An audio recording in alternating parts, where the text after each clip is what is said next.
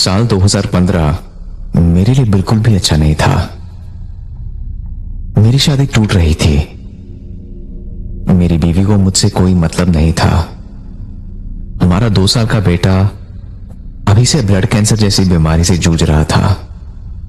इसकी वजह से वो हमेशा बीमार ही रहता था और हमारा ध्यान भी उसकी दवाइयों और उसके इलाज पर ही लगा रहता था। मेरी शादी की ऐसी हालत हो गई थी कि जून में मैं अपने सारे सामान के साथ गेस्ट रूम में शिफ्ट हो गया था। हम दोनों को ही अंदर से पता था कि इस रिश्ते में अब कुछ बचा नहीं था।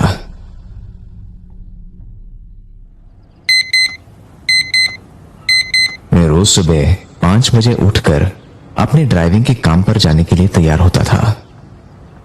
हालांकि मैं इस काम से बिल्कुल खुश नहीं था और दूसरी नौकरी ढूंढने की पूरी कोशिश कर रहा था। आखिर एक रिटेल कंपनी में गोडाउन कंट्रोलर का काम कोई कितने सालों तक करेगा। एक ऐसी जॉब जिसमें आपको रोज ड्राइव करके माल गोडाउन से अलग अलग जगहों पर पहुंचाना होता है। आगे की पढ़ाई के लिए मेरे पास पैसे नहीं थे और कोई नया ऑनलाइन कोर्स करने का मेरे पास टाइम नहीं था।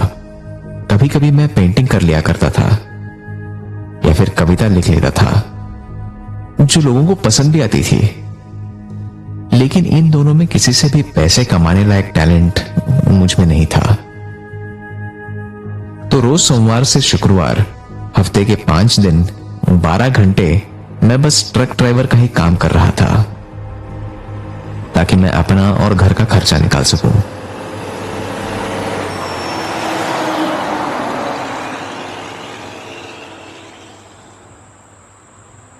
वो फ्राइडे भी मेरे लिए बाकी दिनों जैसा ही था, बस उस दिन मेरी सैलरी आने वाली थी। मैंने सोचा था अपने बेटे के साथ थोड़ा टाइम बिताकर और फिर उसके सोने के बाद विस्की के कुछ पैक बनाकर गेस्ट रूम में ही सो जाऊंगा।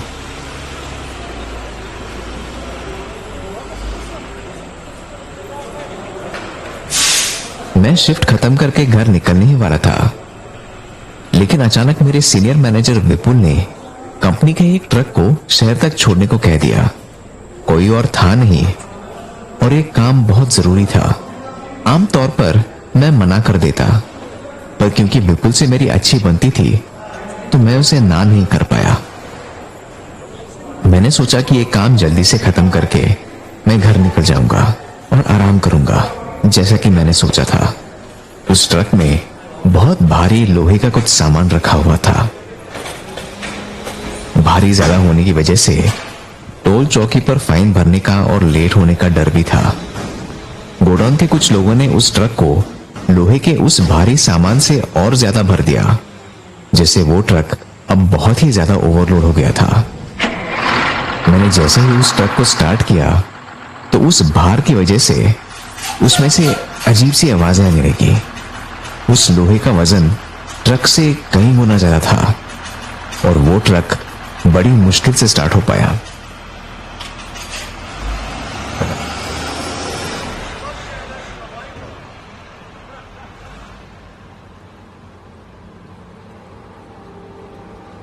मैंने गोडाउन के लोगों को बता दिया कि ट्रक जगह पर छोड़कर मैं वहीं से निकल जाऊंगा। मुझे अपनी पहली ट्रैफिक लाइट वहां से निकलते ही कुछ 10 मिनट में मिल गई। मुझे ट्रैफिक सिग्नल पर रुकने के लिए बहुत पहले और काफी दूर से कसकर ब्रेक लगाना पड़ रहा था। मैंने अपनी सीट बेल्ट लगानी चाहिए, लेकिन तभी सिग्नल खुल गया और मैंने ट्रक आगे बढ़ाया। आगे बढ़ते ही हल्की बारिश शुरू हो गई और अब ट्रक के बाहर की पूरी दुनिया पानी की वजह से भीग चुकी थी। सड़क भीगी होने की वजह से मैं ट्रक को 10 के ऊपर नहीं ले जा रहा था। मैंने अपनी दाईं तरफ एक छोटी सी खाई से आगे बढ़ते हुए उस ढलान से नीचे ट्रक को उतारने लगा। मैं उस ढलान से थोड़ा नीचे उतरा ही था कि थोड़ी दूर पर ट्रैफिक की वजह से सारी गाड़ियां रुकी हुई थी। मैंने धीरे से ब्रेक लगाया, पर सड़क गीली होने की वजह से टायर थोड़ा फिसलने लगे। मैंने ट्रक थोड़ा और धीमे करते हुए फिर से ब्रेक लगाकर उसे अपने काबू में करने की कोशिश करी। फिर से वही हुआ। नीचे फिसलता हुआ मैं उस भारी ट्रक में बैठा सामने उस ट्रैफिक की तरफ बढ़ता ही जा रहा था। उस सड़क पर एक तरफ खाली था और दूसरी तरफ पेड़ थे। मैं लगातार कोशिश कर रहा था कि वो ट्रक कैसे भी करके रुक जाए। बार बार ब्रेक दबाने के बावजूद भी वो ट्रक नहीं रुक रहा था। ट्रक के साथ एक्सीडेंट होना ड्राइवर के लिए बहुत जानलेवा होता है, और खासकर ये ट्रक जो कि इतना भारी था। मैंने सीट बेल्ट लगाने की फिर से कोशिश की, और वो जैसे पीछे कहीं फंस गई थी। जो कार मेरे आगे रुकी हुई थी वो बस अब कुछ ही दूरी पर थी, और मेरे से ये ट्रक नहीं रुक पा रहा था। क्या करूं, क्या करूं? अरे यार! तभी मुझे अपनी बीवी का ख्याल आया। मुझे हमारे पहले के दिन याद आए जब हम एक दूसरे से पहली बार मिले थे। फिर मैं अपने बेटे के बारे में सोचने लगा।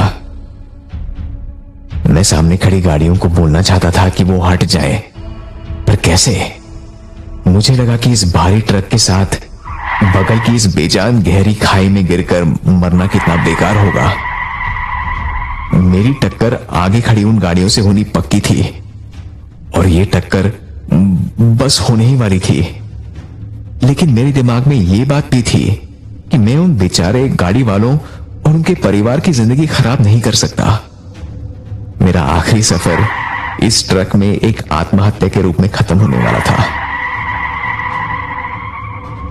हालांकि मैं भगवान या फिर किसी और शक्ति में विश्वास नहीं करता था, पर अभी जब मौत मेरे सामने खड़ी थी तो कुछ अलग ख्याल मेरे दिमाग में आ रहे थे। मैंने सोचा कि काश ऐसा हो कि कोई ऐसी शक्ति जैसे भूत या आत्मा इन जंगलों में या घाटियों में हो, जो रात को ट्रक ड्राइवर्स या बाइक चलाने वालों की रक्षा करती हो।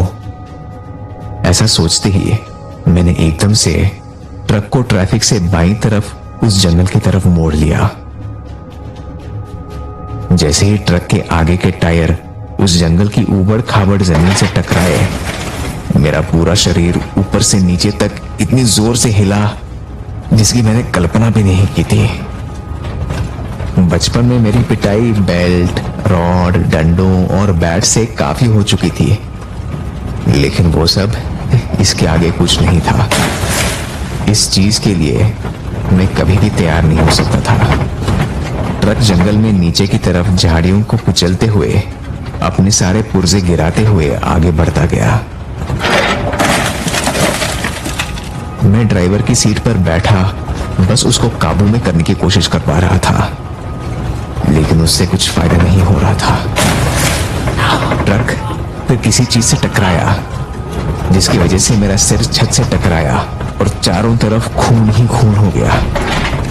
फिर नीचे की ओर खिसकते हुए ट्रक शायद पलटने वाला था। मेरे सीने पर मुझे अचानक एक बहुत ही जोर का दबाव महसूस हुआ। सीने का वो दबाव इतना ज्यादा था कि मुझे लगा कि यह हार्ट अटैक ही हो रहा है। ट्रक जैसे ही पूरा आगे की तरफ पलटा, पता नहीं कैसे मैं शीशे से बाहर नहीं गिरा।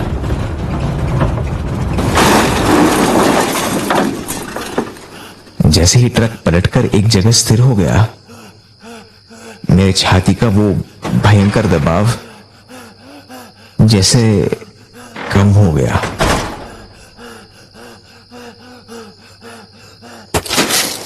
ट्रक रुकने के बाद मैं जैसे तैसे उस मलबे से बाहर निकला। मैं पूरा खून में सना हुआ था।